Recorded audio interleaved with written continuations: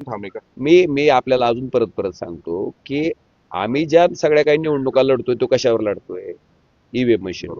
मग त्याच्याबद्दलचा अविश्वास जर आपणच तयार केला तर सर्वसामान्य माणसाला काय वाटेल?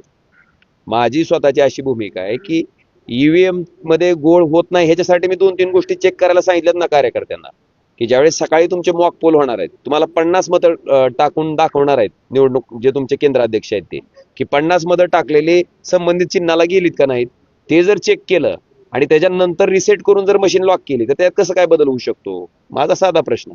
त्याच्यानंतर संध्याकाळी ज्यावेळेस मशीन पूर्ण मतदान झाल्याच्या नंतर ती मशीन सील होणार आहे, त्यावेळेस मशीनवरचा जो सिरियल नंबर आहे तो जर आपण लिहून घेतला आणि त्याच सिरियल नंबरची मशीन मतमोजणीसाठी आली का नाही ह्याची जर खात्री करून घेतली तर मला वाटतं ह्या 3 गोष्टी जर त्या ठिकाणी बूथवरच्या पोलिंग एजंटनं आणि काउंटिंग एजंटनं ह्या तिन्ही गोष्टीची खात्री केली तर माझं वैयक्तिक असं मत आहे की त्याच्यात त्या ठिकाणी मॅन्युप्युलेट करणं, घोळ घालणं शक्य नाहीये.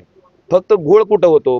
माझा म्हणजे आमच्या वरिष्ठ नेतृत्वाचं सुद्धा तेच म्हणणं आहे की एका घरात 600 मतं दाखवतात. पुन्हा आपण जर बघितलं असेल तर समजा आता समजा धाराशिवच्या जिल्हा परिषदचा मतदार आहेत आणि मतदार आणायचे तुमचे ह्याच्यावरनं कुठून बीडमधनं किंवा दुसऱ्या जिल्ह्यातली मतं इथं नोंदवायची. मला वाटतं हा प्रकार झालाय. आपण आणि आपल्या माहितीसाठी मला एक सांगायचंय, तुळजापूर विधानसभेच्या पूर्वी 6,000पेक्षा जास्त बोगस नाव नोंदवलेल्याचा गुन्हा दाखल आहे ना स्वतः निवडणूक आयोगाने. मला वाटतं अशा पद्धतीने ज्या माल प्रॅक्टिस केल्या जातात मला वाटतं ती समोर येणं गरजेचं आहे. पण आता सत्ताधारी पक्षाकडे सत्ता असल्यामुळे त्याचा तपास ज्या पद्धतीनं पाहिजे त्या पद्धतीनं होत नाही. संजय राऊतांचं असं म्हणणं आहे की मशीन मध्येच घोटाळा आहे. तुम्ही जी सांगताय लिस्ट मधला घोटाळा आहे. माझा मी ऐका, मी अजून सांगतो.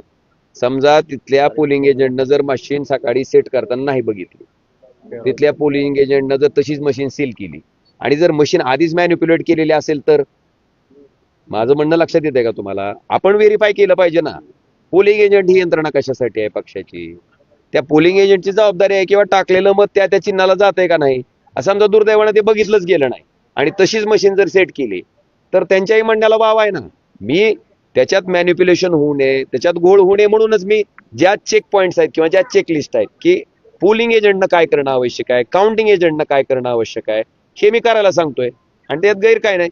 मला वाटतं ते त्यांच्या जागी बरोबर आहे, मी माझ्या जागी बरोबर आहे. माझं इतकंच म्हणणं आहे की आपण त्या ठिकाणी निवडणूक प्रक्रियेमध्ये अतिशय सावध राहणं गरजेचं आहे आणि आताच्या काळात त्यांना काही तसे अनुभव आले असतील. आपल्याला एकदम त्यांचं म्हणणं नाकारता येत नाही.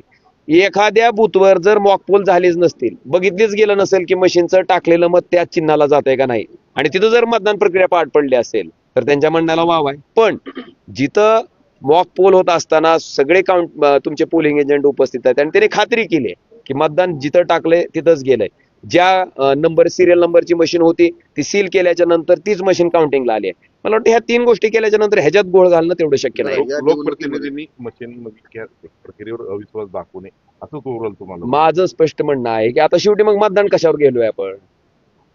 कशावर गेलोय? ज्या मशीनवर आपण मतदान घेतोय तर ज्यावर जर अविश्वास दाखवला तर मग जी मतदान करणारी मतदार आहेत त्यांच्यामध्ये अविश्वासाचं वातावरण तयार होणार नाही का? ह्या गोष्टी आपण चेक केलं पाहिजेत ना. आणि माझं एक लक्षात घ्या, मी अतिशय स्पष्टपणे बोललोय की मशीनमध्ये घोळ कुठं कुठं होऊ शकतो ते आपण चेक करा. आपल्या डोळ्यांनी स्वतः बघितल्याच्या नंतर 50 मतं टाकून जेव्हा आपण प्रत्येक चिन्हाचं बटन दाबून त्याच चिन्हाला मतदान केलं का नाही हे खात्री करून गेल्याच्या नंतर आणि परत मशीन सील करून रिसेट करून जर मतदान प्रक्रिया घेतली तर त्यात कसं म्हणता येईल आपल्याला की मशीनमध्ये काय प्रॉब्लेम होता म्हणून?